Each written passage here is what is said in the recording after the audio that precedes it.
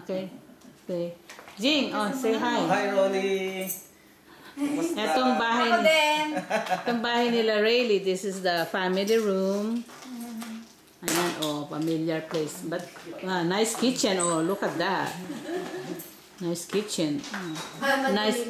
Even the outside is nice. Look. Pagka napuntaan na nito, magbabarbecue tayo. Pag, ano, yung park, ayan, oh, see? Ang ganda, ano. Ayan. Yan lang ang mangyaya sa pagkahanap. Balik sa pabubuhos ng puwet.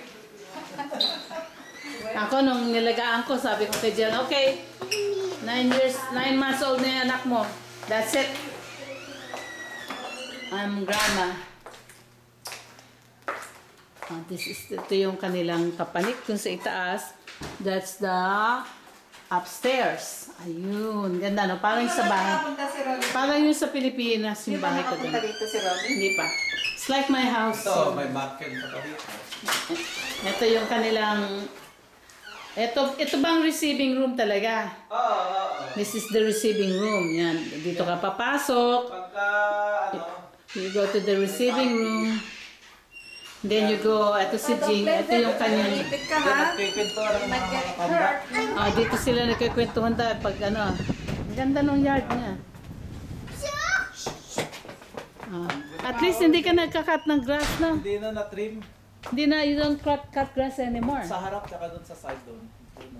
Eto, sino nagme-maintain yan? Ako, wala na nga akong time. Ikaw rin? Wala ka bang Meksikano?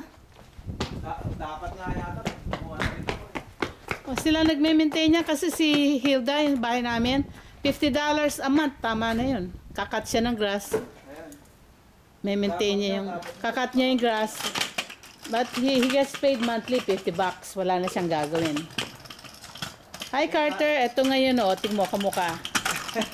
Carter, come here, look. I wanna see your face. JR, that's JR pala, Okay, stop, JR, let me see. Okay, hi, say hi. Hi, say hi. Actually, your pogi smile. That's your pogi smile. Ang gwapo naman Okay, talaga. pick up a girl. Pick up a girl.